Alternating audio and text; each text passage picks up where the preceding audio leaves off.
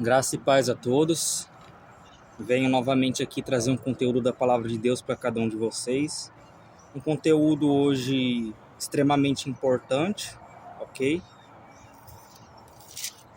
E a gente vai se tratar a respeito de escatologia, de fim dos tempos. Porém, a gente vai se basear tanto no que Jesus disse quanto do que está escrito no livro de Joel, ok? O livro de Joel é um livro bem interessante com relação ao fim dos tempos, porque ele é um resumo do assunto, ok? É como se fosse basicamente um resumo do assunto. Nós vamos ler o capítulo 2 e o capítulo 3 de Joel agora. Depois nós vamos para Mateus 24, se não me engano do 28 ou 29 em diante, até concluir o assunto sobre a vinda de Jesus falando da escatologia, da sua vinda. E depois nós vamos para Apocalipse 12 completo, para completar o entendimento. E antes de iniciar esse assunto, eu gostaria de vos lembrar de um versículo que talvez muitos esquecem e que eu estava esquecendo e o Espírito Santo me lembrou agora, que é o seguinte: lembrai-vos de Cristo Jesus crucificado, de como ele suportou tamanha contradição de pecadores, para que não desfaleçais sem ânimo. Ou seja, para que você não fique sem ânimo, lembre de o quanto que Jesus suportou não só o meu e o seu pecado, mas todos os pecadores, tendo paciência até os vasos que foram destinados à ira, destinados ao inferno. Até com eles ele consegue ser misericordioso, entende? Só no sentido de preservar a vida deles, ok? Mas não no sentido de salvação espiritual. Nós cremos que Deus salvou o homem antes da fundação do mundo, que Deus escolheu entre toda a humanidade todos que ele ia salvar antes da fundação do mundo, ok? Nós não acreditamos que no Velho Testamento a salvação era pela lei, ok? Sempre existiu salvação por graça, mesmo no Antigo Testamento. Diz o seguinte, Joel 2, versículo 1. Tocai a buzina em Sião e clamai em alta voz no monte da minha santidade. Perturbem-se todos os moradores da terra, porque o dia do Senhor vem, e ele está perto. Dia de trevas e de tristeza, dia de nuvens e de trevas pesadas, como a alva espalha sobre os montes, povo grande e poderoso, qual desde o tempo antigo nunca houve, nem depois deles haverá pelos anos adiante, de geração em geração.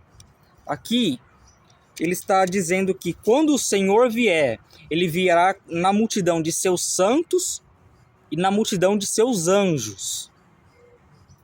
Ok? Ou seja, os santos virão juntamente com ele, aqueles que resistiram ao diabo até o fim e deram sua vida por Cristo. E os arrebatados também, eles serão todos aqueles que virão guerrear juntamente com Cristo na batalha do Armagedon, ok?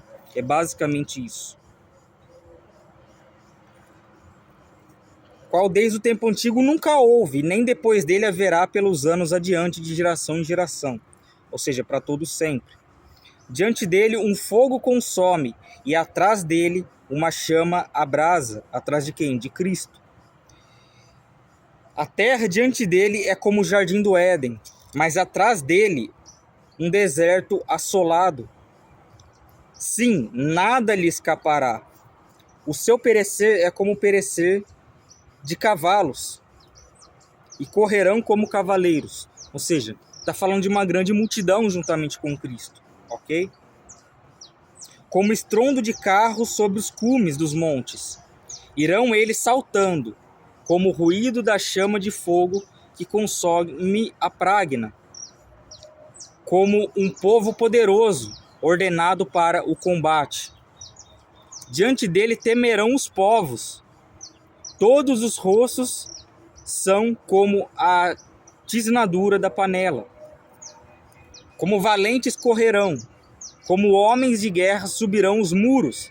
Irá cada um nos seus caminhos, e não se desviarão da sua fileira. Ok?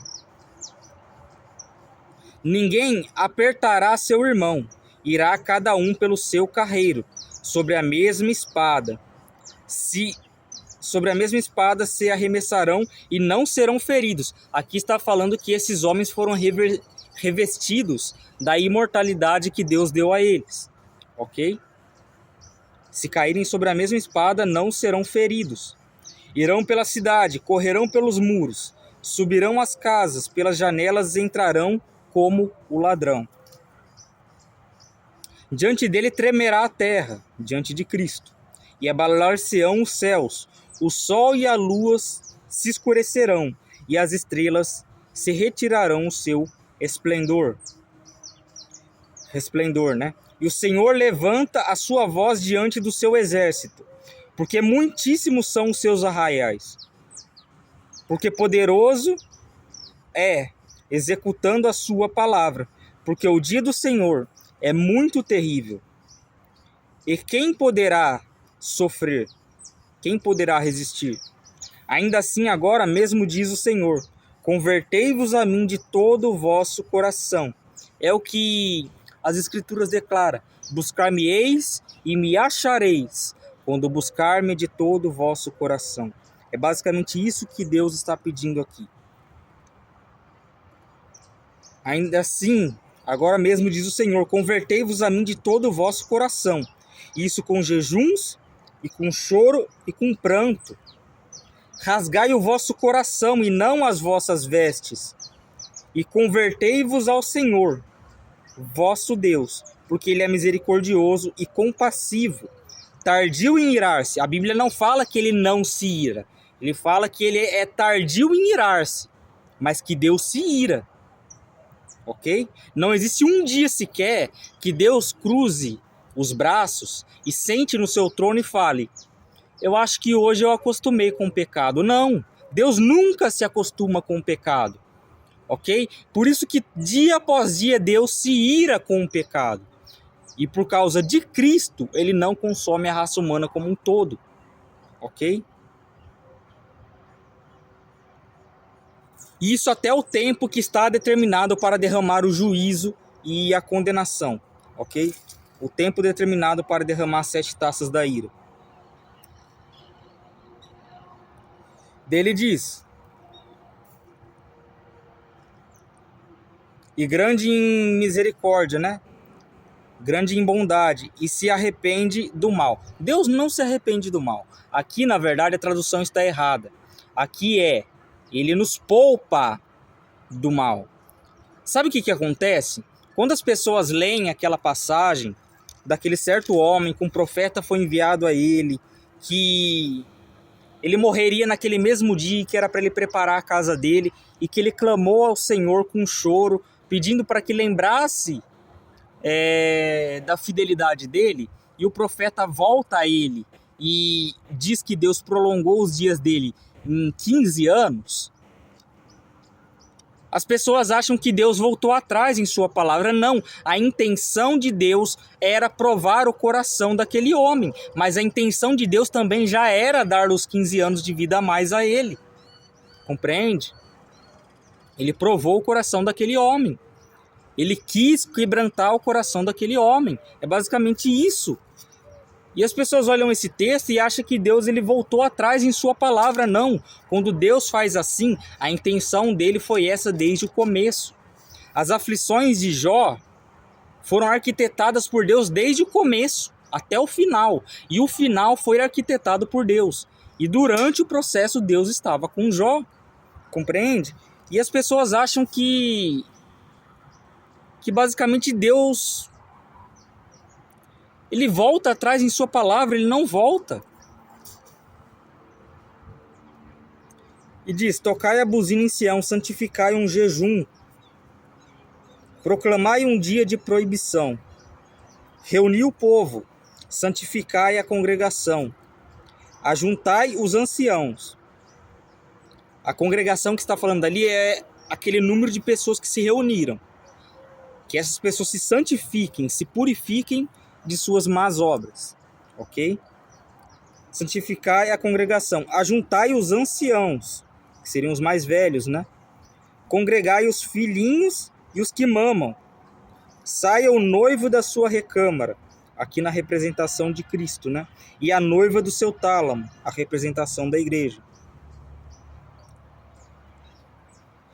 Chorem os sacerdotes, ministros do Senhor, entre o alpendre e o altar, e digam: poupa o teu povo, ó Senhor, e não entregues a tua herança ao opróbrio, para que as nações façam escárnio dele, porque diriam entre os povos: aonde está o seu Deus? E eu te pergunto, desde o passado até hoje, eles não procuram falha na gente, a ponto de apontar o dedo e nos acusar e dizer aonde está o seu Deus? Será que eles não deixaram de fazer isso? Será que o mundo se tornou tão agradável assim para o cristão? Se você é cristão e você enxerga esse mundo como um lugar agradável, um lugar de paz, saiba que você não sabe o que é a verdadeira paz. Saiba que você não conheceu Cristo verdadeiramente se você se acostumou com as coisas desse mundo. Ok?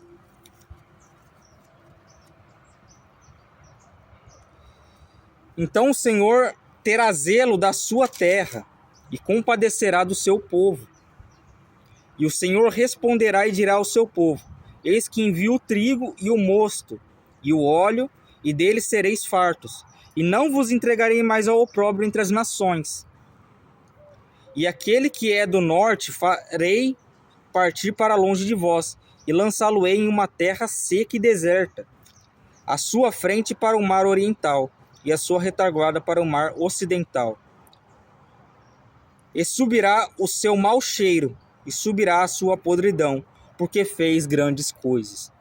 Aqui basicamente falando da condenação do anticristo, ok? Aquele que sobe do norte. O rei do norte geralmente é aquele que vem trazer a destruição a Jerusalém, ao povo judeu. Então, e perseguir os cristãos no mundo todo. Então, basicamente, quando fala rei do norte no livro de Daniel, geralmente é esse rei do norte que é retratado como o próprio anticristo, ok? Porque é ele que vem trazer a destruição do povo de Deus. E aquele que é do norte farei partir para longe de vós, e lançá-lo-ei em uma terra seca e deserta, a sua frente para o mar oriental e a sua retaguarda para o mar ocidental. E subirá seu mau cheiro, e subirá sua podridão, porque fez grandes coisas. Não temas, ó terra, regozija-te e alegra-te, porque o Senhor fez grandes coisas. Não temais, animais do campo, porque os pastos do deserto reverdecerão, porque o arvoredo dará o seu fruto, e a vide e a figueira darão a sua força. E vós, filhos de Sião, regozijai-vos e alegrai-vos no Senhor vosso Deus, porque ele vos dará ensinador de justiça, e fará descer a chuva, a temporã e a serodia, né? No primeiro mês. E as eiras se encherão de trigo, e os lagares transbordarão de mosto e óleo. E restituir-vos-ei os anos que foram consumidos pelo gafanhoto, e a locusta, o pulgão, e a oruga, e o meu grande exército que enviei contra vós. Enviei contra vós. Ou seja, pragas que comiam a plantação. Compreende? Tem pessoas que acham que o gafanhoto devorador ali, o devorador, é um demônio, mas não, é um gafanhoto. Era pragas que Deus enviava. Ok? E comereis fartamente, e ficareis satisfeitos, e louvareis o nome do Senhor, vosso Deus, que procedeu para convosco maravilhosamente, e o meu povo não será mais envergonhado. E vós sabereis que eu estou no meio de Israel, e que eu sou o Senhor vosso Deus, e ninguém mais. E o meu povo não será envergonhado para todo sempre. Só lembrando aqui, tem pessoas que acham que as pragas, gafanhoto, a locusta, como ele estava dizendo aqui, eles acham que essas pragas são seres que agem por si mesmos. Que eles não são enviados de Deus para trazer destruição. Não, eles acham que que o reino animal está fora do domínio de Deus. Pelo amor de Deus, se você pensa assim, então o que foram aquelas pragas no Egito? Enviando rãs, enviando pulgas, enviando piolho, enviando o gafanhoto que devorou todas as plantações. E ao mesmo tempo Deus preservava o seu povo, não faltava alimento para o seu povo. Compreende? Os reis da terra, quando eu falo reis da terra, são aqueles homens malditos, aqueles homens perversos, do diabo mesmo, que arquitetam um plano para destruir a sua vida, que com o dinheiro deles, com suas riquezas, arquitetam um plano para destruir a sua vida, para que você não vá para Cristo. Estes homens se inspiram nesse faraó do passado, a fim de criar um sistema de governo para te escravizar, para você ter o suficiente para você comer e voltar amanhã no serviço. Compreende? Deus, ele quer que seu povo seja próspero? Ele quer. Mas ao mesmo tempo ele não quer que o seu povo seja escravo do dinheiro, que tenha amor ao dinheiro. O que ele falou para o povo quando eles entrassem na terra prometida? Tome cuidado para que quando vos prosperardes na terra que eu vos hei de colocar, não se esqueçam do meu nome e dos meus mandamentos para praticá-lo. Tá vendo? E o que aconteceu? Foi dito e feito. Os homens entraram naquela terra por amarem o dinheiro, por amarem a prosperidade, criaram deuses para si e se afastaram do Senhor. E acarretaram um juízo para si mesmos.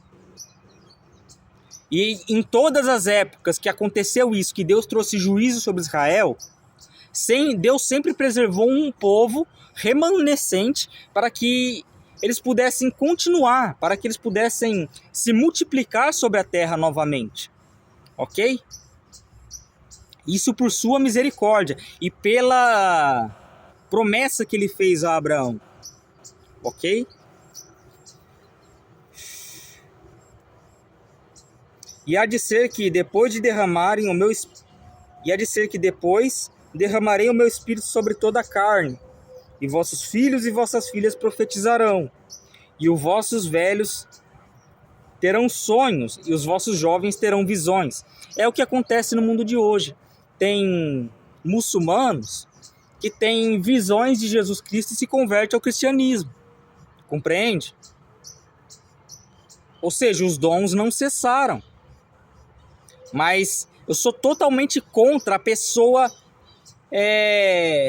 imitar os dons. A pessoa querer plagiar os dons.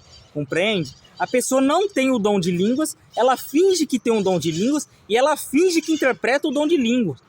Só para ela ter uma base bíblica para ela poder falar em línguas na igreja. Isso eu sou completamente contra. Ok? Isso é só um exemplo. Tem pessoas que fingem ter profecias, entregam falsas profecias e o povo continua acreditando naquelas pessoas. O pecado do que fala e o pecado do que ouve é o mesmo. Ok? Mas o castigo não será o mesmo.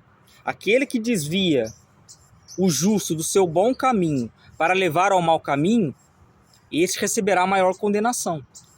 A palavra de Deus fala que haverá dupla condenação para falsos profetas. Ok? Diz o seguinte: portanto, eis que naqueles dias, e também sobre os servos e as servas, naqueles dias derramarei do meu espírito. Aqui ele está falando do enviar o Espírito Santo depois da morte de Jesus. Ok? Porque Joel é antes de Jesus nascer. Ok? O livro de Joel se passa na época antes de Jesus nascer, né? Porque Joel era um profeta. Eu mostrarei prodígios no céu e na terra, sangue e fogo e colunas de fumaça. E o que você vê em Apocalipse? A trombeta é tocada e vem uma calamidade sobre a terra. Outra trombeta é tocada e vem outra calamidade sobre a terra. Prodígios no céu e na terra. Compreende? O sol se converterá em trevas e a lua em sangue. Aqui já é no final, já é na vinda de Cristo. O céu se converterá em trevas e a lua em sangue, antes que venha um grande e terrível dia do Senhor. Qual que é esse grande e terrível dia do Senhor? É o dia em que ele derramará a sua ira sobre a terra. Basicamente, as 7 taças da ira de Deus. E há de ser que todo aquele que invocar o nome do Senhor será salvo. Porque no Monte Sião, ou seja, ele está dando uma localidade no mundo físico, no Monte Sião. E em aonde? Em Jerusalém. Haverá livramento, assim como o Senhor tem dito, e nos restantes que o Senhor chamar. Ok? Assim como o Senhor tem dito, e nos restantes que o Senhor chamar. Tá vendo que ele está falando de um restante? Ele não está falando de todos, ele está falando de um restante, remanescente. Imagine que veio a guerra sobre um país e tinha, vamos supor, 100 mil pessoas nesse país. E daí dessas 100 mil pessoas sobrou 5 mil. Esses 5 mil é o remanescente. Ok? E desses 5 mil, eles podem se multiplicar e voltar a ser uma grande nação. Compreende? Ou seja, os que serão arrebatados ainda em vida serão muitos poucos. Mas serão muitos os que serão mortos por causa do testemunho de Jesus Cristo. Ok? Porque ele prometeu a nós que seríamos odiados de todas as nações por causa do seu nome. E agora vamos para Joel 3, ok? Que é uma das coisas mais interessantes. Tem 21 versículos. Diz o seguinte: porquanto eis que naqueles dias e naquele tempo em que removerei o cativeiro de Judá e de Jerusalém, congregarei todas as nações e as farei descer ao vale de Josafá. O que ele está falando? O que é congregar? Ajuntar. Ajuntar. Ajuntarei todas as nações e farei que todas as nações desçam ao vale de Josafá. Isso está em Jerusalém. Está na terra de Israel. Ok? Ou seja, ele reunirá todas as nações para juízo. E ali no vale de Josafá, ele derramará sua ira. Compreende? Por quê? Porque estarão cercando o Monte Santo, aonde os remanescentes que estarão sendo preservados por Deus vão estar ali. E eles vão querer subir aquele monte para destruí-los, para dar fim de vez, exterminar os israelitas da face da terra. É o que eles vão querer fazer. Entende? E o que acontecerá? Vejamos o que vem a seguir. Congregarei todas as nações no vale de Josafá, e ali com elas entrarei em juízo, por causa do meu povo e da minha herança. Quem é o meu povo e minha herança? Israel, a quem eles espalham entre as nações, repartindo a minha terra. Ou seja, com violência eles espalham Israel. Os israelitas ficam espalhados no mundo todo, e eles voltarão a se ajuntar, ok? E já se voltou a juntar, né, como uma nação. Tanto que eles voltaram a ser nação, né? Eles ficaram um bom tempo sem ser nação, daí depois voltaram a ser nação. E se cumpriu essa palavra de Deus que ele reuniria todos em sua terra novamente. Ok? Repartindo a minha terra. E lançaram a sorte sobre o meu povo. E deram um menino por meretriz. E venderam uma menina por vinho para beberem. Então, está falando basicamente de tráfico humano também. Vender uma menina por vinho, né? E um menino por uma meretriz.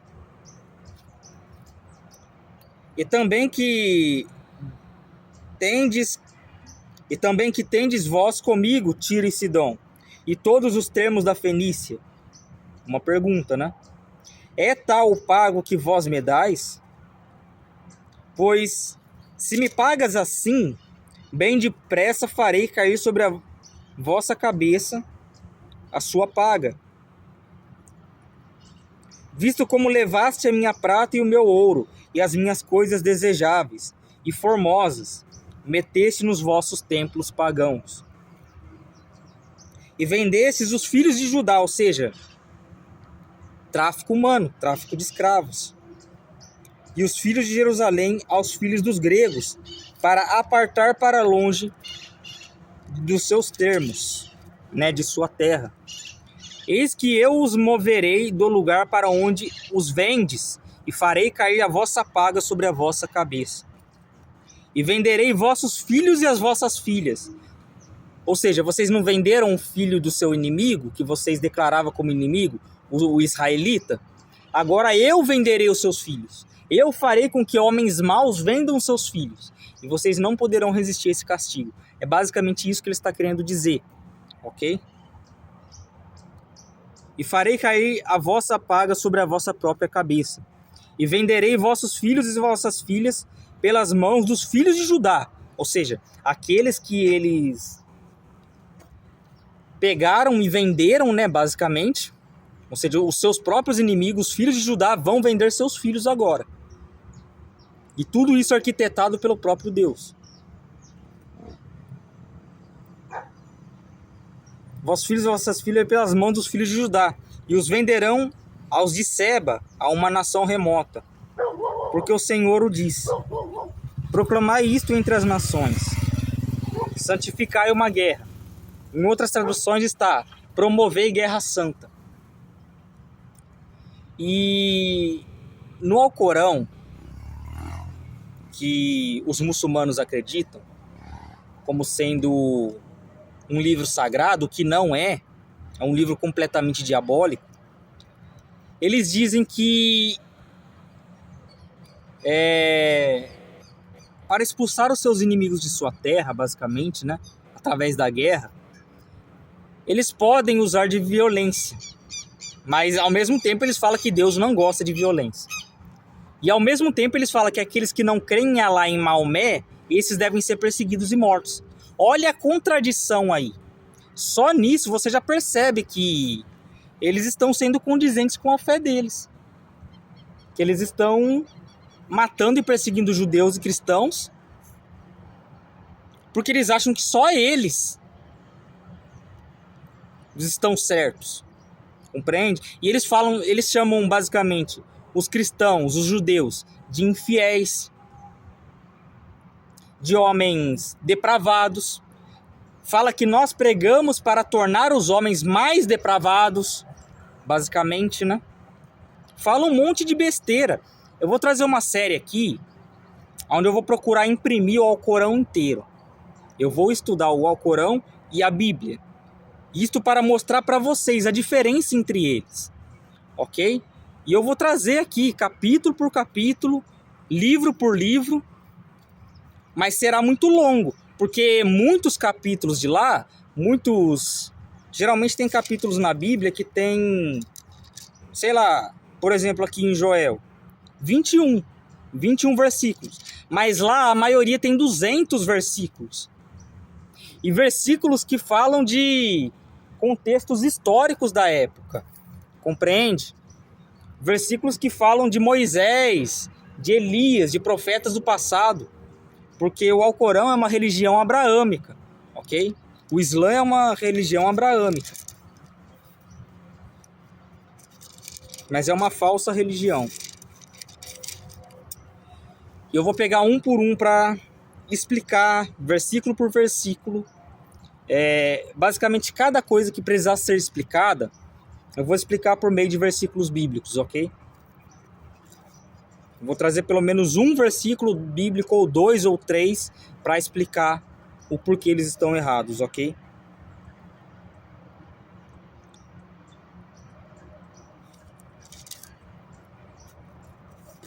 Proclamai isto entre as nações, santificai uma guerra, suscitai os valentes, cheguem-se, subam todos os homens de guerra, forjai espada para as vossas enxadas, das vossas enxadas, e lanças das vossas foices. Digo fraco, eu sou forte. Sabe quem é esse fraco que ele está dizendo? O homem arrogante, o homem orgulhoso que acha que com violência ele vai herdar a terra. Acha que com violência, ele vencendo os israelitas, eles vão ser os todo-poderosos. Eles se colocam no lugar de Deus, o homem que se idolatra a ponto de achar que é Deus. Entende? E ainda que ele não professe que ele é Deus, ele se sente um Deus. Entende? Ele não aceita que ninguém vá contra ele, só ele está certo. E nós não professamos a fé assim. Pelo contrário, tem momentos que nós somos dignos de arrependimento. E nós aceitamos o arrependimento. Por meio de quem? Por meio de Cristo e do Espírito Santo que nos convence. Ajuntai-vos e vinde, todos os povos em redor. Reuni-vos. E daí ele abre parêntese, né? E diz o seguinte. Ou seja, reunide-vos. E é como se o povo de Deus estivesse expressando o seguinte: ó Senhor, faze descer ali os teus fortes. Ou seja, envia os teus valentes em socorro ao teu povo, o povo de Israel. Daí fecha o parêntese, né? Movam-se as nações e subam ao vale de Josafá, porque ali me assentarei, né? Está dizendo do Deus, né? O próprio Deus. Para julgar todas as nações em redor. E daí olha o que ele fala. Lançai a foice, porque já está madura a seara. Aqui ele está falando do arrebatamento. Ok? Lançai a foice, porque já madura está a seara. Né? Vinde e descei, porque o lagar está cheio. Ou seja, o lago de fogo. Os vasos dos lagares transbordarão. Porquanto a sua malícia é muito grande. Ou seja, a maldade do coração desse povo será muito grande. E, assim, as pessoas podem dizer: eu não sei se a pessoa que aceitou a marca vai ser salva ou não. Mas deixa eu fazer uma pergunta para você. Você acha que quem adorou a Satanás a vida inteira, se curvando diante dele, rendendo adoração diante dele, e não se arrependeu no fim dos seus dias, você acha que esse alguém será salvo? Não, né? Sabe o que as escrituras diz? Não fala somente de ajoelhar diante da besta, ok? Do falso profeta, do anticristo. Fala que as pessoas adorarão um dragão que deu o seu poder para a besta, que é o anticristo. Quem é o dragão? Satanás. Compreende? As pessoas adorarão o diabo para o resto dos seus dias. Tá entendendo? E se elas se recusarem a ajoelhar diante do imperador da época, do anticristo, se recusarem a ajoelhar diante do diabo, olha a sentença que elas vão trazer sobre si. Eles vão ficar refém do medo pro resto de suas vidas. Por isso é melhor morrer do que ser escravo de homens. Tem coisas que é melhor você morrer. Tem coisas que é melhor você morrer porque não vale a pena ficar vivo. Ficar vivo é sofrer mais. E Deus promete que trará sofrimento maior do que apenas a rejeição de Deus. 5 meses de torturas de seres vindos do abismo. Nessa época, diz as escrituras, que os homens procurarão a morte e a morte fugirá deles. Durante 5 meses inteiros. 5 meses inteiros. Compreende?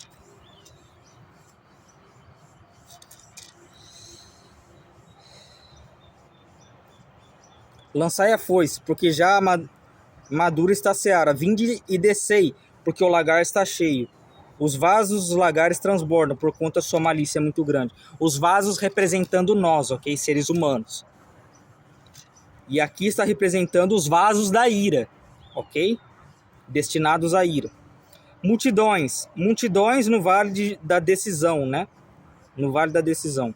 Porque o dia do Senhor está perto, no vale da decisão, que seria o vale de Josafá, né? E ali acontecerá a batalha do Armagedon. O sol e a lua se escurecerão, e as estrelas se retirarão o seu resplendor. E o Senhor bramará de Sião, e dará a sua voz de Jerusalém. E os céus e a terra tremerão, mas o Senhor será o refúgio do seu povo e a fortaleza dos filhos de Israel. Ele está prometendo ser o nosso refúgio e fortaleza para os filhos de Israel. Então posso dizer com total exatidão, se eu e você acabarmos por morrer por Cristo, nós vamos vir juntamente com Cristo em resgate dos nossos irmãos israelitas. E o que o próprio Cristo disse quando os saduceus, que não acreditavam em ressurreição, perguntaram para ele, né, sobre a ressurreição. De quem será a mulher? A mulher morreu sem gerar filhos, né? De quem será a mulher?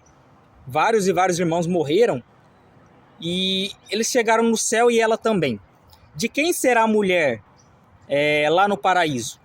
Tá vendo a carnalidade deles, o pecado deles, de achar que o céu, algo espiritual, é igual a esse reino natural nosso aqui, em que a gente se casa e se dá em casamento?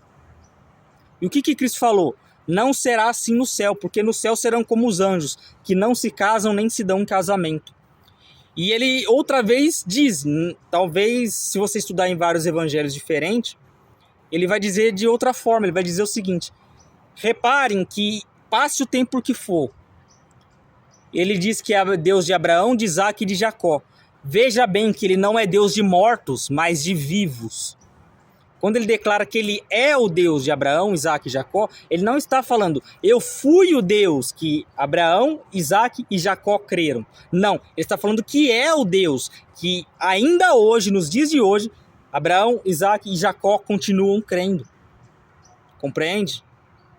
Ele não diz, eu fui o Deus de Abraão, Isaque e Jacó. O Deus que eles creram. Não, ele diz, eu sou o Deus de Abraão, Isaque e Jacó.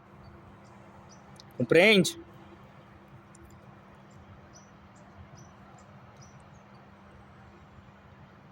E vós sabereis que eu sou o Senhor, vosso Deus, que habito em Sião, o monte da minha santidade, e Jerusalém será santidade.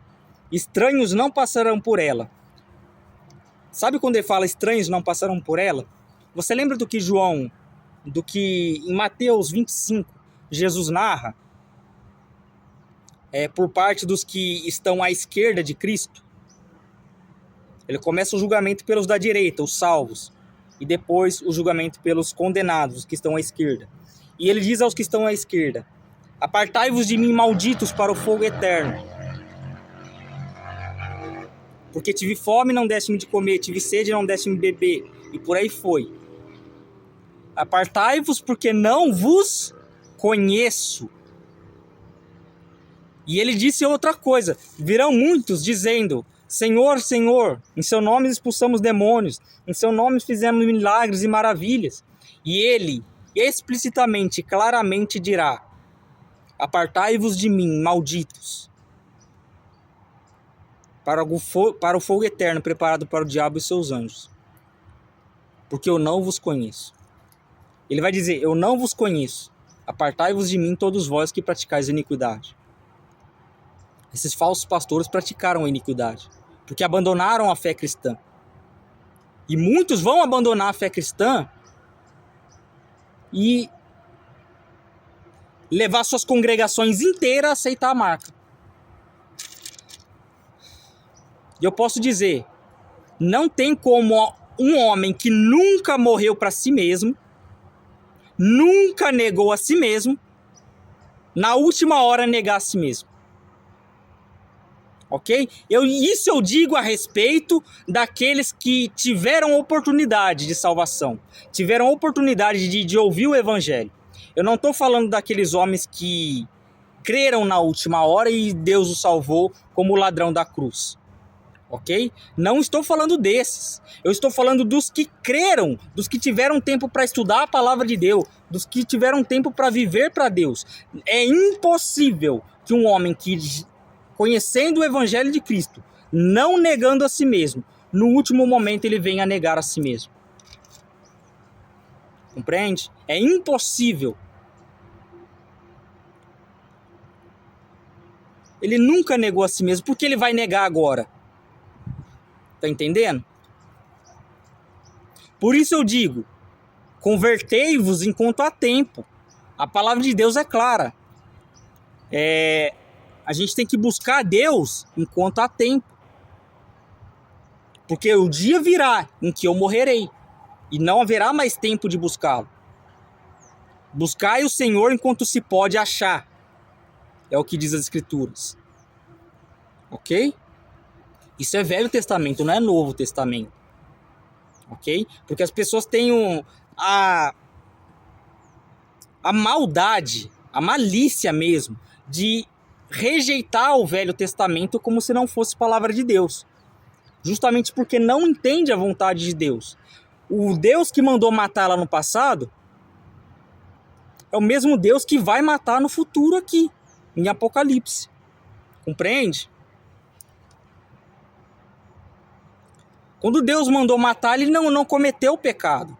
E as pessoas que mataram também não cometeu o pecado. E as pessoas acham que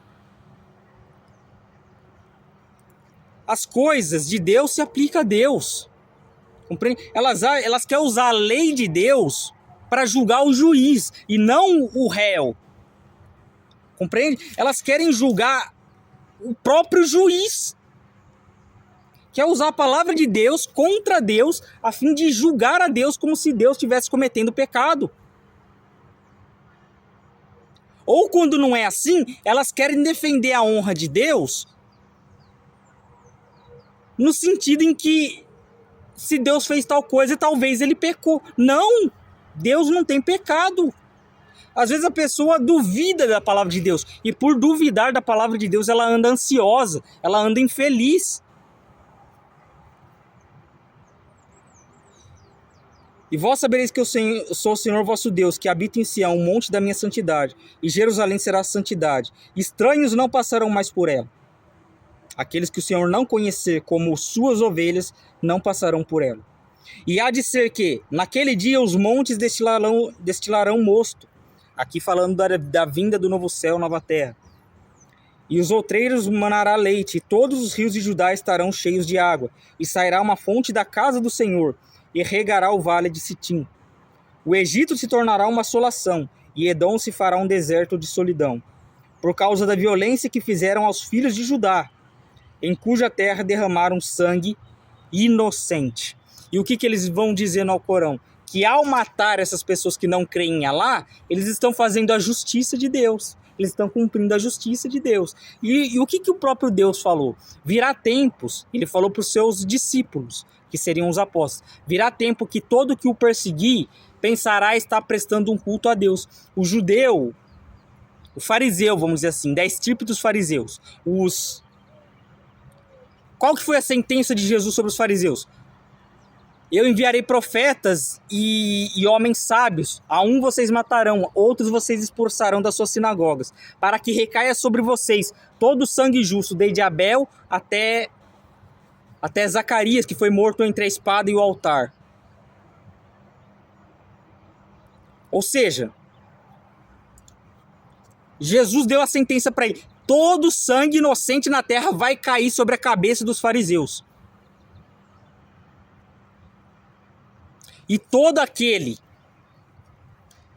que compartilha de uma filosofia semelhante à dos fariseus, ou que é arrogante igual, e ensina a outros a sua arrogância,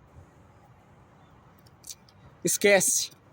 Não estará habitando novos céus, nova terra. Não estará. Ok?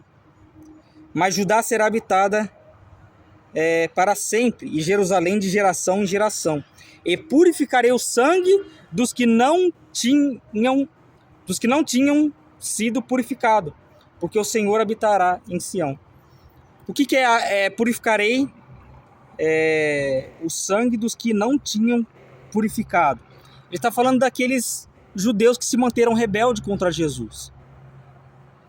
Compreende? Ou de homens que não criam em Jesus totalmente, mas que se converteu por causa do sangue de Cristo. Ok? Porque o Senhor habitará em Sião. Agora vamos para Mateus 24, dos versículos 29 até o 31. Vai dizer o seguinte: E logo depois da tribulação daqueles dias, a grande tribulação, falando aqui, né? O sol escurecerá e a lua não dará sua luz, e as estrelas cairão do céu, e as potências do céu serão abaladas. Então aparecerá no céu o sinal do Filho do Homem, e todas as tribos da terra se lamentarão, e verão o Filho do Homem vindo sobre as nuvens do céu, com grande poder e glória. Ele enviará os seus anjos, que é os ceifeiros, com rigoroso clangor de trombeta, os quais ajuntarão os seus escolhidos, desde os 4 ventos do céu a uma extremidade dos céus. Ok? Então, basicamente, as pessoas ficam em dúvida. O que são as trombetas? Elas serão ouvidas por todos? Já esclarecendo aqui, todos vão ouvir a trombeta, ok? Todos, sem exceção, ímpios e cristãos. Mas ouvir a trombeta não vai prestar para nada para o ímpio, ok? Mas para o justo, ele ficará alerta, ok? Agora vamos para Apocalipse 12, para concluirmos o assunto. Tem pessoas que dizem o seguinte, dentro desses 5 anos, mais ou menos, 6 anos, que eu tenho evangelizado, eu já encontrei muitas e muitas pessoas, e até mesmo cristãs, que eu considero falsos cristãos. Eu não considero verdadeiros, porque eles acham que o livro de Apocalipse é um livro que deixa a pessoa louca, ok? Eles dizem, aquele que tenta entender o livro de Apocalipse, ele fica louco.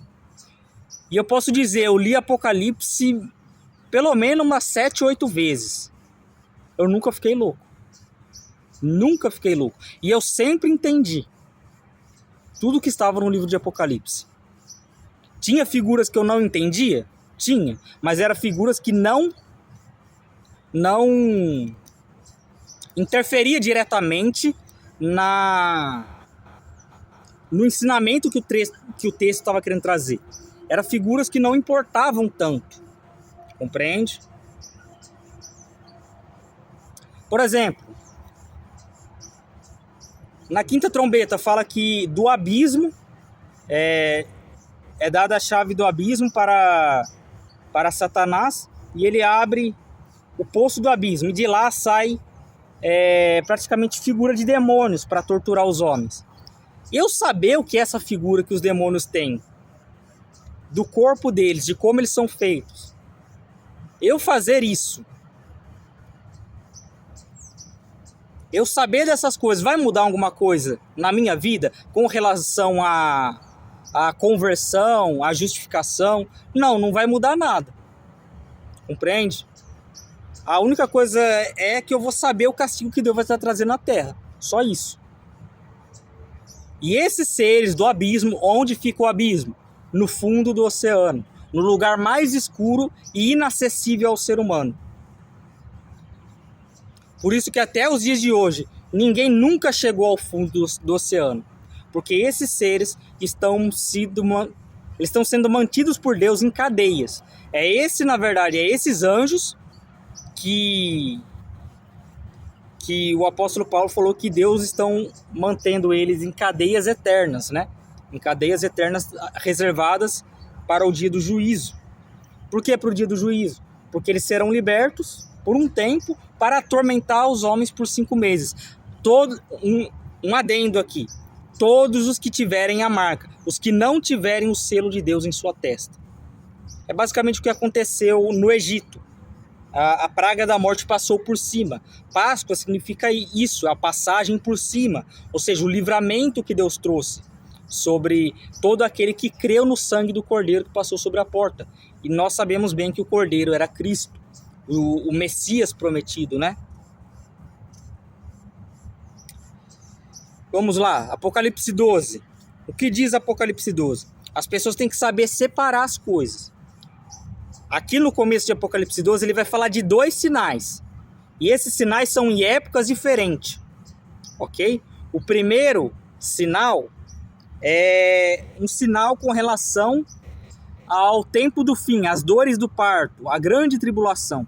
E o outro sinal é referente a Jesus Cristo, a seu nascimento, quando Herodes mandou matar todas as crianças de 3 anos para baixo do povo hebreu, a fim de matar o Messias, o Cristo, né? Que um anjo enviou José e Maria para o deserto para que esperasse a morte de Herodes, ok? E morrendo Herodes, eles voltaram para Jerusalém, para Belém, se não me engano, ou para Galileia, né? Porque falava que o Cristo viria da Galileia também, né? Ele se chamaria o Nazareno, né? Nazaré. Então, basicamente, tudo que aconteceu na vida de Jesus foi para que se cumprisse as Escrituras. Talvez ele queria voltar para a terra dele, mas o anjo mandou voltar para outra terra, construir a vida em outra terra. Compreende? E por quê? Porque falava nas Escrituras que o Cristo seria chamado de um Nazareno. Compreende? Cada detalhe da vida de Jesus cumpriu à risca o que dizia sobre o Messias, né? O primeiro sinal é esse. E viu-se um grande sinal no céu, uma mulher vestida do sol. Essa mulher é a retratação da igreja como um todo, ok? E boa parte dessa mulher aqui que está falando, também está falando da nação de Israel. Representa a igreja? Representa a igreja. Mas o que dá a entender é que representa a nação de Israel, ok? É uma mulher, um grande sinal no céu, uma mulher vestida do sol. Esse sol aqui é o Espírito Santo, ok? Tendo a lua debaixo dos pés. Lâmpada para os meus pés é a tua palavra, né? O que está escrito nos Salmos. Lâmpada para os meus pés é a tua palavra. E quem é a palavra de Deus? O verbo de Deus? Cristo, ok? Revestido do Espírito Santo e de Cristo, caminhando sobre os fundamentos de Cristo, ok? E uma coroa de 12 estrelas sobre a cabeça. Essa coroa de 12 estrelas representa as 12 tribos de Israel e também os 12 apóstolos, ok? Que surgiram da nação de Israel. E estava grávida e com dores de parto e gritava com ânsias de dar à luz. Ou seja, princípio das dores, ok? E viu-se outro sinal no céu, e eis que era um grande dragão vermelho, que tinha 7 cabeças e 10 chifres, e sobre as cabeças 7 diademas. As 7 cabeças representam 7 governos tiranos, né? 7 governos de pessoas que foram anticristos no passado. Governo de Roma, governo dos Medo-Persas, que são 2 governos juntos, governo dos gregos, compreende?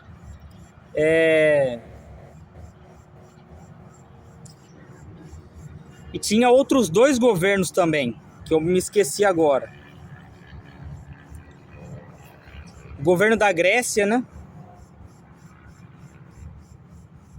O governo da Pérsia também.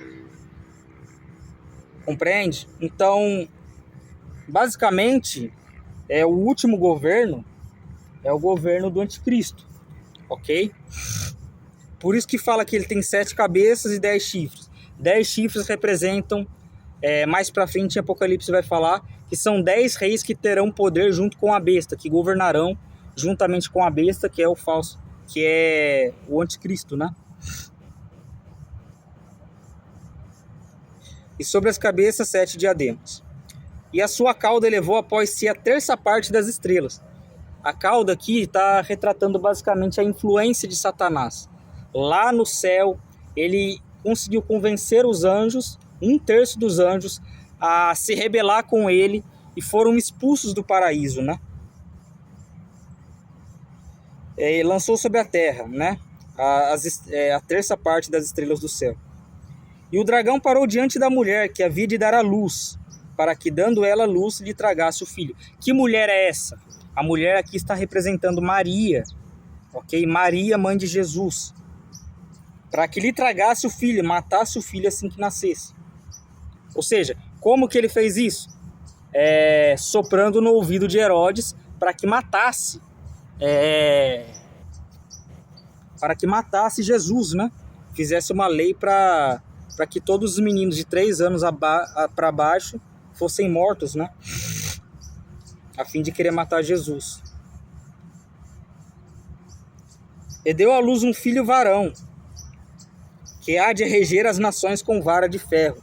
E seu filho foi arrebatado para Deus e para o seu trono. Aqui é Jesus Cristo, ok? Ele apareceu outra vez, depois da ressurreição, para algumas pessoas, né? 500 pessoas, se não me engano, dos seus discípulos, né? E pessoas que criam nele. E ele subiu ao céu e os anjos falaram: por que reparas esse Cristo que vai ao céu? Do mesmo jeito que ele vai, ele voltará. Daí eles dão a ordem basicamente para irem pregar o evangelho, né? Deus e para o seu trono. A mulher fugiu para o deserto. Agora aqui já representa Israel, ok? Já representa Israel, que são aqueles que Deus tem preparado para sobreviver à grande tribulação. As pessoas pensam: a grande tribulação vai acontecer daqui a 1 ano, né? Aquelas pessoas que sempre são sensacionalistas fazem, né? Estourou uma guerra, o apocalipse está marcado para amanhã. Estourou uma guerra, o anticristo vai reinar amanhã. Eles pensam que é assim que funciona. Não é. Ok? Então, o que acontece? Aqui, no versículo 6 de Apocalipse 12, ele diz que Deus tem um lugar preparado para que eles sobrevivam por 1260 dias, que são 3 anos e meio. Olha o que ele diz: e a mulher fugiu para o deserto. Ninguém vai fugir se alguém está sem estar sendo por risco de morte, ok? E fugiu para o deserto, onde já tinha lugar preparado por Deus, para que ali fosse alimentada, assim como nos tempos antigos. Sabe por que eu creio que é Israel aqui? Porque tem uma profecia, eu vou pesquisar, vou trazer para vocês. Tem uma profecia que diz o seguinte: que Deus ele tornaria cuidar de Israel como cuidou no passado, quando eles passaram pelo deserto e foi alimentado. Só que ele diz que cuidará de uma maneira muito superior àquela. E fala que naquele dia os braços do Jordão se repartirão em 7. Ele dividiu o mar em 1 na passagem deles. Mas fala que os braços do Jordão se repartirá em 7 passagens para que eles possam fugir do anticristo. Compreende? E a mulher fugiu para o deserto, onde já tinha lugar preparado por Deus para que ali fosse alimentada por 1260 dias, que são os 3 anos e meio, né? E aqui agora vai falar de algo que aconteceu no passado. Da queda de Lúcifer vai falar. E houve batalha no céu. Miguel e seus anjos batalhavam contra o dragão, e batalhavam o dragão e seus anjos. Mas não prevaleceram, nem mais se achou seu lugar nos céus. E foi precipitado ou lançado o grande dragão, a antiga serpente, chamada Diabo e Satanás, que engana todo mundo. Ele foi precipitado na terra, e os seus anjos foram lançados com ele. Ou seja, aqui está narrando a história de que ele foi expulso dos céus, ok? A antiga serpente, chamada Diabo e Satanás. E ouvi uma grande voz do céu que dizia: agora chegada está a salvação, e a força e o reino do nosso Deus, e o poder de seu Cristo, porque já o acusador de nossos irmãos é derrubado, o qual diante de nosso Deus os acusava de dia e de noite. Aqui que dá uma conclusão totalmente diferente, que tem vezes que eu fico confuso, ok? E ele dizia: eles o venceram pelo sangue do Cordeiro e pela palavra do seu testemunho que deram, e não amaram a sua vida até a morte. O que dá a entender é o seguinte: vem essa voz do céu, toda a humanidade ouve essa voz, que diz o seguinte: agora chegada está a salvação, e a força e o reino do nosso Deus, e o poder do seu Cristo, porque já o acusador de nossos irmãos é derrubado, o qual diante do nosso Deus os acusava de dia e de noite. E fala logo em seguida que eles os venceram pelo sangue do Cordeiro e pela palavra do testemunho que deram. Que testemunho que deram? Pois negaram a sua vida, pois não amaram a sua vida até a morte, ok? ou seja, foram mortos por causa de Cristo e amaram a Cristo até a morte, ok? E venceram por causa do sangue do Cordeiro. Ou seja, se não fosse pelo sangue do Cordeiro, pelo sacrifício de Cristo, eles não teriam vencido. É isso que o texto está enfatizando aqui. Que o sangue de Cristo fez com que eles vencessem a morte. E que eles não amassem a sua própria vida mais do que a Cristo. Está vendo que é por causa de Cristo que o homem é salvo? E que o homem não tem poder suficiente para negar a si mesmo? A primeira coisa que Cristo pede já é algo impossível ao homem. Aquele que quiser seguir a mim, negue-se a si mesmo. Isso já é impossível. Tome a sua cruz. Se torna o caminho mais impossível ainda. E siga-me. O que é mais impossível ainda, praticar os mandamentos. Seguir a Cristo. Ok? O que faz com que eu negue a mim mesmo, tome a cruz e siga-o? O sangue de Cristo. O próprio Cristo, o poder de Deus que se aperfeiçoa em nossa fraqueza, que é a graça. Ok? E eles os venceram por causa da palavra do testemunho que deram e não amaram sua vida até a morte. Ou seja, dá a entender que esses também expulsaram Satanás e seus anjos do céu ali, né? Ali da região dos ares, vamos dizer assim, né? Pelo que alegrai-vos, ó céus, e vós que neles habitais. Ou seja, olha o contraste que ele faz do céu e a terra. Alegrai-vos, ó céus, vós o que nele habitais. Ou seja, os que foram arrebatados por Cristo. E os mortos em Cristo que foram arrebatados junto com eles e subiram. Ok? Eles os venceram porque ai da terra, dos habitantes da terra e os que nela habitam. Porque o diabo desceu a vós com grande ira, sabendo que já tem pouco tempo. E quando o dragão viu que fora lançado na terra, perseguiu a mulher que dera à luz o varão. Ou seja, perseguiu o povo de Israel, né? E também os cristãos. Ou seja, aqui está falando mais especificamente do povo de Israel e eu vou dizer o porquê. Os próximos versículos vão explicar. E quando o dragão viu que for lançado à terra, perseguiu a mulher que dera à luz o filho varão, que é Cristo. E foram dadas à mulher 2 asas de grande águia, para que voasse para o deserto, ao seu lugar, aonde é sustentada por um tempo e tempos, e metade de um tempo, fora da vista de Satanás, da serpente. Tá vendo aqui? Longe do governo do anticristo, num lugar impossível do anticristo acessar. Compreende? Um lugar impossível que Satanás venha tomar a vida deles. E que todos os dias serão alimentados de dia e de noite por Cristo. Cuidados de dia e de noite por Cristo. Por isso que fala que todo aquele que invocar o nome do Senhor será salvo no Monte Santo ali em Jerusalém. Ok? Descreve isso lá em Joel, né? Joel 3, bem no finalzinho do capítulo, né? Por quê? Porque o israelita, o verdadeiro israelita, é aquele que tem Cristo como seu Senhor. E se de alguma maneira aqueles homens estavam resistindo a Cristo, ali em cima, naquele monte, com o próprio Deus cuidando dele, ensinando eles vão crer em Cristo. E eles vão invocar o nome do Senhor. É o que a Escritura está dizendo. Eles vão invocar o nome do Senhor e ser salvos. E a serpente lançou de sua boca atrás da mulher água como um rio. Como um rio. Repara nesse detalhe. Água como o rio que o dragão lançara de sua boca. E o dragão... Aqui, ó. E a serpente lançou da sua boca atrás da mulher água como um rio, para que pela corrente a fizesse morrer, né? Arrebatar. E a terra ajudou a mulher.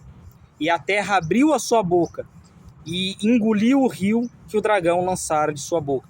Ou seja, Satanás influenciou o anticristo a enviar um exército para matar os israelitas. E a terra abriu a boca, a terra se fendeu, fez um grande buraco e engoliu aquele exército inteiro. É basicamente isso que aconteceu. Você vê várias vezes no Antigo Testamento, bem no comecinho ali da caminhada deles, pessoas que pecaram contra Deus e Deus abre a terra e a terra devora eles. E depois a terra se fecha e esmaga eles ali. Tá entendendo? Você percebe essa figura no Antigo Testamento. É a mesma coisa que ele vai fazer com esse exército. Vai engolir aqueles homens, vai destruir eles por completo. Ok? Esse rio, imagine, fala mais pra frente, vai falar da seca do rio Eufrates, que o exército do anticristo vai passar pelo rio Eufrates para chegar no Monte Santo para guerrear com eles, né? E o que o seu exército é de 200 milhões de homens, ok? E basicamente serão pessoas de todas as nações guerreando, né? E o que acontecerá?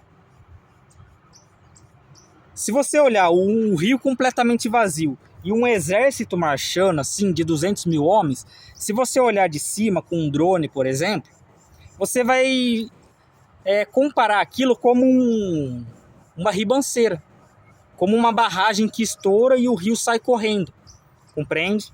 Vai parecer um rio. Eu estou fazendo essa comparação para vocês imaginar na mente de vocês o que está acontecendo aqui quando o diabo arroja de sua boca um rio, ok? Eu estou explicando que é um exército que, com a influência da boca de Satanás no coração do anticristo, ele envia um exército para perseguir os judeus, ok? E o dragão irou-se contra a mulher, ou seja, contra Israel, e foi fazer guerra ao resto da sua semente. Quem é o resto da sua semente?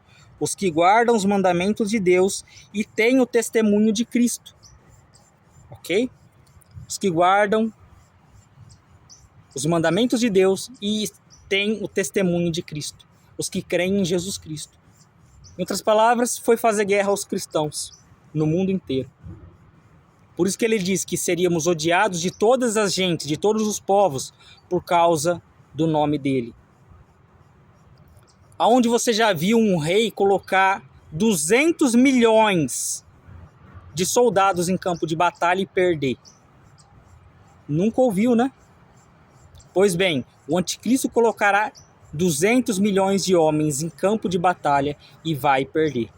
E esses 200 milhões de homens se fará como nada diante da face do nosso Deus. E eu te pergunto, a esse homem poderoso, a Escritura declara que ele será destruído com o sopro da boca de Deus. Você acha que eu e você, que não temos influência na sociedade, eu e você, que não temos autoridade como um rei, por exemplo, você acha que nós estamos livres da ira de Deus se sistematicamente negligenciarmos a salvação? Claro que não. Nós sofreremos a mesma morte, nós sofreremos a mesma condenação, se não nos arrependermos. As pessoas falam, o inferno não é real, o homem estúpido, o homem arrogante, diz em seu coração, não há Deus, é o que as Escrituras declaram. O homem tolo diz em seu coração, não há Deus, né? É o que está declarado em Provérbios, né, se não me engano. Não sei se é Provérbios ou Eclesiastes. É um desses dois livros.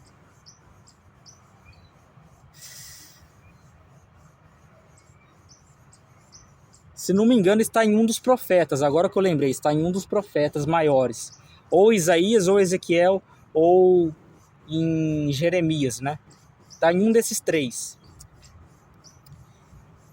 E o homem arrogante, quando diz isso, ele quer provas o tempo todo, né? E quando ele vê o anticristo e o falso profeta sendo lançados vivos na face deles no inferno, eu te pergunto, vai ter escapatória?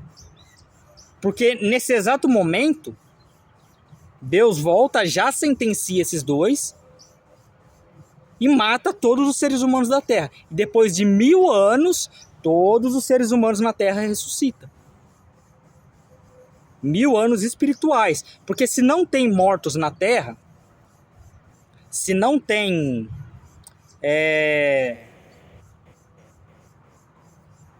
se não tem mais, como eu posso dizer, pessoas vivas na Terra, dá total sentido que depois de 1000 anos Satanás é amarrado e vencido para sempre, né? Olha que interessante, ó. Eu vou ler sobre o milênio para vocês, para não ficar por minhas palavras, ok? Para vocês não confiarem em mim. Eu vou ler para que vocês entendam como ocorre o fato das coisas, né? No capítulo 29, vocês podem ler na Bíblia de vocês, do versículo 11 até o versículo 21, ele fala da sentença do falso profeta e do anticristo, e fala que ele mata todos os que aceitaram a marca, praticamente. É o que o texto dá a entender. Ele mata todos, né? E as aves do céu se fartam da carne deles, né? E diz o seguinte, no capítulo 21, verso 1. Vamos ler o capítulo 20 completo, ok? E vi descer do céu um anjo que tinha a chave do abismo e uma grande cadeia em sua mão. O abismo fica onde?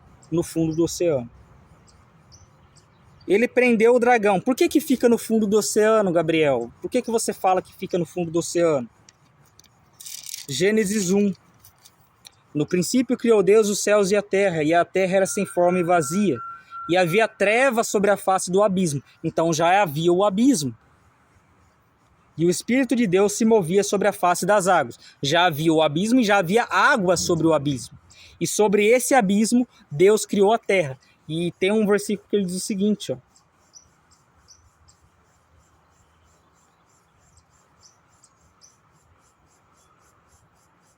Olha o que ele diz. Versículo 9. E disse Deus, ajunte-se as águas debaixo dos céus em um só lugar, em um só canto. Aquela água que estava sobre o abismo, ajunte-se em um só canto.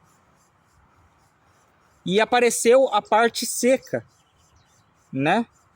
E assim foi. E chamou Deus a porção seca, terra. E o ajuntamento das águas chamou mares, e viu Deus que era bom. Tá vendo? A porção seca já era de algo que já existia. Entende? Ele passeava na face do abismo, e já existia o abismo e já existia as águas.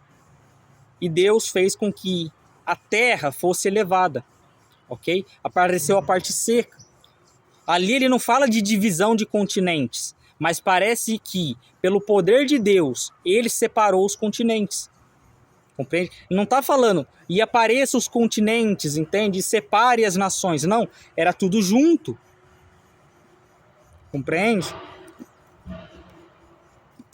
Alguns estudiosos chamam essa época de Pangeia, né? Quando os continentes eram todos unidos. E diz o seguinte, ó. E vi descer do céu um anjo que tinha a chave do abismo e uma grande cadeia na sua mão, um grande corrente, né? Ele prendeu o dragão, a antiga serpente, que é diabo e Satanás, e amarrou-o por 1000 anos, e lançou-o no abismo, e ali o encerrou, né? Ou seja, o encarcerou ali, e pôs selo sobre ele, para que não mais engane as nações, até que os 1000 anos se acabem. E depois importa que seja solto por um pouco de tempo. E diz, e vi tronos, e assentaram sobre eles aqueles a quem foi dado o poder de julgar. E vi as almas daqueles que foram degolados por causa do testemunho de Jesus Cristo, pela palavra de Deus, e não adoraram a besta nem a sua imagem, e não receberam um sinal na testa ou na mão, e viverão e reinarão com Cristo durante 1000 anos. Ok? Um reinado de pessoas justas que Deus justificou e que Deus permite que elas reinem com Cristo durante 1000 anos. Mas os outros mortos, olha o que ele está falando. Os outros mortos. Que outros mortos? O contraste é o seguinte: os outros mortos, os que aceitaram a marca. O oposto de não aceitar é aceitar a marca. Compreende?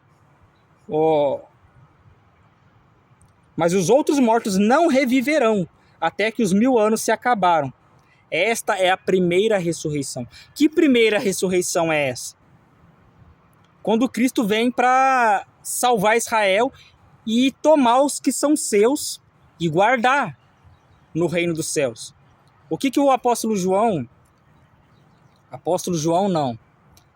João Batista disse que ele virá e guardará o seu trigo no celeiro e queimará a palha com fogo inextinguível, o joio com fogo inextinguível, condenação eterna, ok? Então, olha que interessante, ele conclui do seguinte: bem-aventurado e santo aquele que tem parte na primeira ressurreição. Que primeira ressurreição? A primeira ressurreição é a ressurreição daqueles que morreram em Cristo e que eles estão sendo ressuscitados para a salvação. Ah, mas dentro da palavra de Jesus, Jesus falou sobre isso, irmão Gabriel?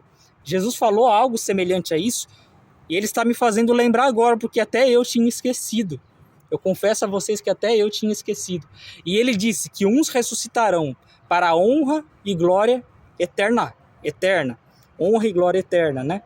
Que seria a salvação, e outros para vergonha e horror eterno, isso é, para condenação. O próprio Cristo disse isso, uns para vergonha e horror eterno, outros para salvação de Cristo, ok? Salvação eterna, ou seja, vida eterna.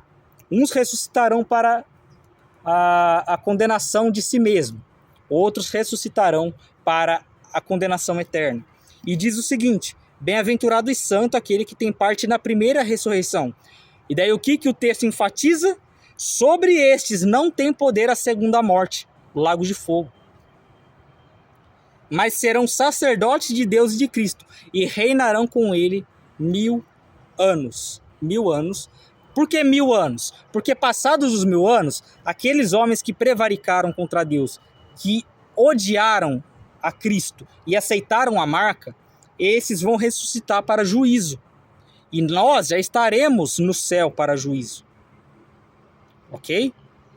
Porque se todos os mortos em Cristo foram ressuscitados e arrebatados com Cristo, já estão diante de Cristo. E reinarão 1000 anos e depois vem o juízo. Olha o que acontece, verso 7. E acabando-se os 1000 anos, Satanás é solto da sua prisão e sairá a enganar as nações que estão sobre os 4 cantos da terra, Gog e Magog, cujo número é como a areia do mar, para os ajuntar para a batalha. E subiram sobre a largura da terra, e cercaram o arraial dos santos, e a cidade amada, mas desceu fogo do céu e os devorou. Ou seja, quando esses homens se ressuscitarem, ok? E os devorou. E o diabo que os enganava foi lançado no lago de fogo e enxofre, onde está a besta e o falso profeta. E de dia e de noite serão atormentados para todo sempre.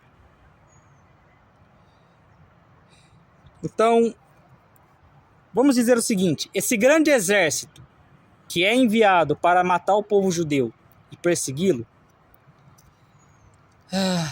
é morto. É morto. Mas sabe por que não entra muito bem na minha cabeça que ainda tenha pessoas vivas na Terra nesse momento? Porque o texto que precede essas coisas fala do derramar das 7 taças da ira de Deus.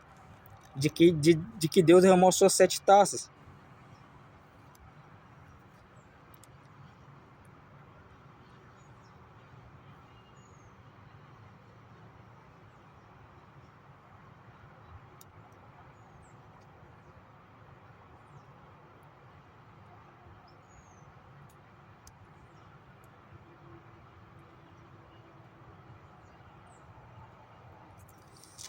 Enfim, basicamente lendo aqui eu percebi que no derramar da 7ª taça diz o seguinte: vem uma voz do céu dizendo, está consumado, né? E fala que Deus se lembrou da Babilônia para dar a ele, né, o pago pelas suas más obras, e por aí vai. E fala que da boca do anticristo e do falso profeta saem 3 espíritos imundos semelhantes a rãs, que faziam sinais e prodígios, com que enganou todas as nações, para que adorassem a eles e a Satanás. Então, e ali esses mesmos anjos vão tentar congregar pessoas de todos os povos, língua e nação para guerrear contra Deus, ok? E sairão enganar as nações que estão sobre os 4 cantos da terra, Gog e Magog, cujo nome é como a areia do mar, para as ajuntar para a batalha. E subiram sobre a largura da terra, e cercaram o arraial dos santos e a cidade amada, mas desceu fogo do céu e os devorou. Ou seja, é como se na ressurreição dessas pessoas é como se eles estivessem querendo juntar um número de pessoas para matar os santos, ok? O novo céu e a nova terra nesse momento ainda não existia. Ele estava em sentido espiritual, ele estava querendo cercar o arraial dos santos para destruí-los, né? Subiram sobre a largura da terra, cercaram o arraial dos santos e a cidade amada, mas desceu o fogo do céu e os devorou. O diabo que os enganava foi lançado no lago de fogo e enxofre, onde está a besta e o falso profeta. De dia e de noite serão atormentados para todo sempre. Daí vem o juízo final. E vi um grande trono branco, e o que estava sentado sobre ele, cuja presença fugiu a terra e o céu, e não se achou lugar para eles. E vi os mortos, grandes e pequenos, estavam diante do trono, e abriram-se os livros, e abriu-se outro livro, que é o da vida do Cordeiro. E foram mortos, e os mortos foram julgados pelas coisas que estavam escritas nos livros, segundo as suas obras. Então dá a entender que são os livros das obras, ok? E deu o mar e os seus mortos que nele havia, e a morte e o inferno deram os mortos que nele havia. O inferno aqui no sentido de sepultura, tá? Sepultura física, a terra mesmo, né? E foram julgados cada um segundo as suas obras. E a morte e o inferno foram lançados no lago de fogo. Esta é a segunda morte. Aquele que não foi achado escrito no livro da vida foi lançado no lago de fogo. E daí fala do novo céu e nova terra, né?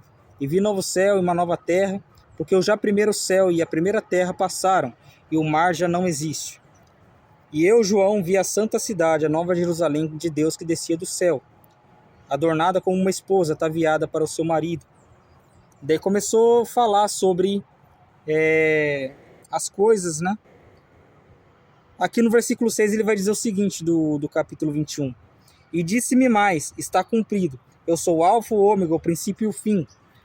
E quem tiver sede de graça, venha e lhe darei da fonte da água da vida. Isso não é agora, isso é no paraíso, ok? E o que é a água da vida? Jesus prometeu águas vivas. Isso, na verdade, ele estava falando a respeito do Espírito Santo e da salvação, ok?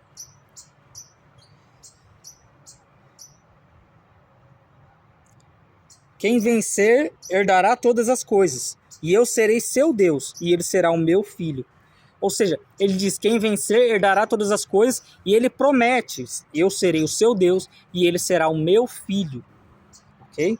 Mas quanto aos tímidos, isso é, os covardes, e os incrédulos, e aos abomináveis, aos homicidas, os fornicadores, os feiticeiros, aos idólatras, e todos os mentirosos, a sua parte será no lago que arde com fogo e enxofre, o que é a segunda morte, ok?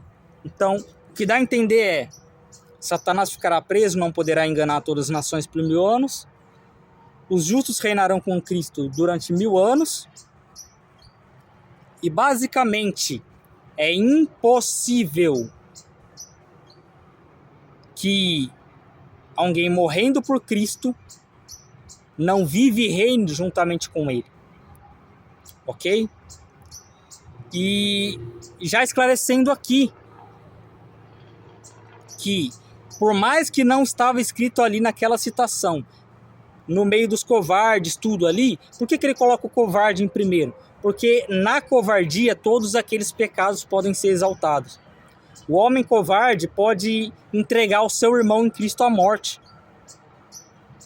O homem covarde pode, por consequência de entregar o seu irmão em Cristo à morte, entregar sua própria família à morte. Tá entendendo? Nós não chamamos para ser homens e mulheres covardes. Pelo contrário, nós fomos chamados à mesma fé, à mesma esperança. Eu vou lembrar vocês agora do mesmo versículo que eu falei no começo, que o Espírito Santo me lembrou. E eu vou falar para enfatizar para vocês. Lembrai-vos de Cristo, de como suportou tamanha contradição de pecadores, a fim de que não desfaleçais sem ânimo. Sabe por que a gente perde o ânimo? O apóstolo Paulo está querendo dizer que é porque a gente não se arma do mesmo sentimento, do mesmo pensamento que estava em Cristo quando ele foi crucificado. É justamente porque a gente não considera a bondade e a misericórdia de Deus. E de como ele suporta tamanha contradição de pecadores, a fim de a gente não desfalecer sem ânimo. Cristo suportou tamanha multidão de pecadores, da qual no passado nós se fazíamos participantes. Quantas vezes nós pecamos e Deus não nos perdoou? Em que sentido a palavra de Deus fala que maior que o nosso coração é Deus? O contexto dessa palavra é quando o homem confessa o seu pecado a Deus e ele ainda se sente culpado de seu pecado. Nesse sentido, em um pecado que Deus já perdoou e que o homem está se sentindo pecador, está se sentindo afligido pelo seu pecado, está remoendo o seu pecado, está triste por causa do seu pecado, ele fala, maior que o nosso coração é Deus. E em todos os sentidos, Deus é maior que o nosso coração, independente da situação. Por quê? Ele diz, maior que o nosso coração é Deus, e ele sabe todas as coisas. Ou seja, se eu estou me sentindo culpado, mesmo Deus me perdoando, ele sabe todas as coisas, e ele pode fazer com que esse sentimento coopere para o meu bem, para que eu me fortaleça, para que eu me aproxime mais de Deus. Compreende? Lembre-se disso. Lembrai-vos de Cristo, que suportou tamanha contradição de pecadores, para que não desfaleçais sem ânimos. Deixe a sua inscrição no canal, compartilhe com as demais pessoas e deixe o seu comentário, ok? Se tiver algo que você não concorda comigo, se você acha que algo que disse não foi a palavra de Deus, então coloque nos comentários. Se eu ver algum erro, claramente eu vou repreender você. Mas se eu ver que eu estou errado, eu colocarei um vídeo de retratação e eu pedirei perdão a cada um de vocês. Caso contrário, se eu estiver correto, não vou ficar como muitas pessoas ficam, pedindo perdão por dizer a verdade. Tem pessoas que pregam de uma maneira receiosa. Elas têm medo de dizer que, por exemplo, o homossexual vai para o inferno se não se arrepender. Elas têm medo de dizer isso, mas eu de maneira alguma tenho medo. Teve momentos que eu fui assim? Teve sim. Eu não vou negar, teve momentos que eu fui assim.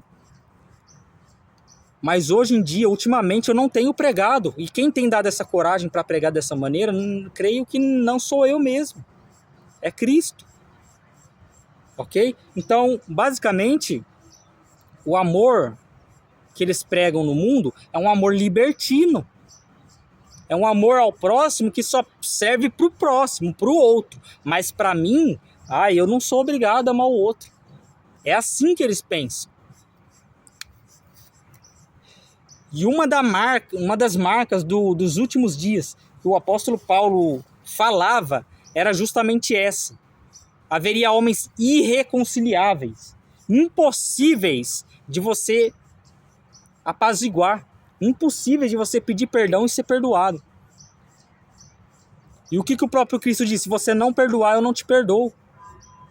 Quando ele fala depois da oração do Pai Nosso, ele diz: porque se perdoardes os vossos irmãos as vossas ofensas, eu também perdoarei a vós. Mas se não perdoardes aos vossos irmãos as suas ofensas, não só irmãos, mas o próximo, as suas ofensas, eu também não perdoarei a vós. Ok? Graça e paz a todos. Espero que tenham entendido. Basicamente, o que temos que entender daqui que eu disse no finalzinho. Estaremos com Cristo. Porque algumas pessoas pensam o seguinte, tá vendo? Depois que o povo de Deus é arrebatado, aí as pessoas vão ter que dar a sua vida para serem salvos. Não! Como que vai dar a sua vida para ser salvo se Cristo não escolheu elas? Se elas nunca negaram Cristo e nunca vão negar. Se elas nunca aceitaram a Cristo em sua vida e nunca vão aceitar. Como você espera que alguém que nunca morreu por Cristo, nunca negou a si mesmo, negue no último instante? Eu digo isso a respeito dos que conheceram a verdade. Ok?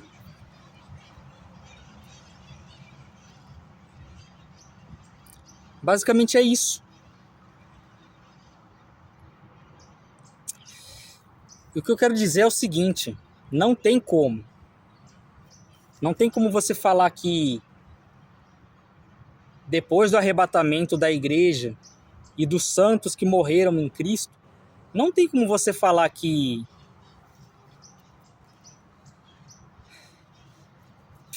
vai ter pessoa para ser salva na terra. Compreende? A Bíblia fala de vasos para honra e vasos para desonra. E Paulo, quando faz uma genealogia da igreja em si, fala o seguinte, que em uma casa não há somente vasos para honra, mas vasos para desonra. Não há somente utensílios de ouro e prata, representando algo valioso. Esse algo valioso que está representando é basicamente a pessoa eleita, o salvo. Mas ele diz também há vasos de barro e de madeira. Coisas perecíveis, né? Coisas inferiores. E esse ele faz uma retratação como se fosse o joio, ok? Como se fosse o ímpio. Então, basicamente, o ímpio e o justo, se eles quiserem se salvar, não é por mérito próprio, não é por prática de obra da lei, é pela fé, pela graça em Jesus Cristo, ok? E o porquê que eu disse isso com relação ao milênio? Porque tem algumas pessoas que acham que a pessoa vai ficar na terra e ela vai ter que dar a vida dela para ser salva.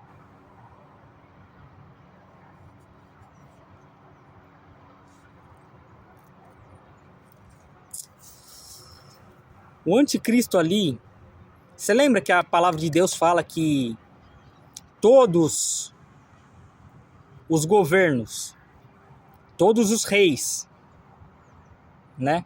Fala que Deus escolhe aquele que vai governar, aquele que vai reinar. Isso se aplicava só a Israel? Não. Se aplicava a Filístia, dos filisteus. Se aplicava a várias outras nações. E se Deus disse que ele vai colocar o anticristo para governar, concordamos, venhamos aqui, ele é um homem mau, um homem perverso, inimigo do povo de Deus. Em que sentido ele vai estar cooperando para o bem daqueles que amam a Deus? Sentido de separar o joio do trigo. Uma vez que, aceitando a marca, a pessoa é condenada e morrendo a pessoa é salva, ele cumpre a palavra de Cristo, que diz, aquele que tentar salvar sua vida, perderá. E aquele que perder sua vida por amor de mim e do Evangelho, esse a salvará. Quer salvar a sua vida? Morra por Cristo. É basicamente isso. É fácil falar isso? Não. Mas eu tenho mais de 6, 7 anos que eu tenho essa verdade comigo. E quando me converti de fato e de verdade, eu falei para Deus, eu quero aprender com o Senhor, porque eu sei que se você falar, não vai haver dúvidas. Mas já os homens são mentirosos por natureza. Então, fale tu a tua palavra, para que não haja dúvida no meu coração. Eu quero que o Senhor seja o meu professor, ainda que eu tenha que aprender tudo de novo, do zero, e abrir mão de crenças. E a crença que eu tive que abrir mão é de que teria pessoas que seriam arrebatadas antes da grande tribulação. Eu tive que abrir mão disso. E não foi fácil. E eu sabia que era verdade. Sabe por que eu sabia que era verdade? Porque é mais difícil você acreditar que você vai precisar dar sua vida para ser salvo do que você acreditar que você tem que fazer tudo direito para ser arrebatado e ver o seu irmão ficar para trás. O seu irmão que foi fiel junto com você ficar para trás ali para dar a vida dele. Porque isso, na verdade, seria meritocracia. Ok? Seria uma espécie de meritocracia. Aquele que faz por merecer é arrebatado. Aquele que não faz por merecer vai ter uma segunda chance. Só que agora vai ter que dar a vida. Tá entendendo? Não. A Bíblia é clara. Israel e os cristãos são uma só igreja. Não existe várias repartições. O corpo de Cristo não está desmembrado, repartido para várias partes do mundo. Não. O corpo de Cristo é um só. A igreja é uma só. Ok? O que nós combatemos é as heresias que eles pregam nesses templos. Em muitos desses templos aqui no Brasil.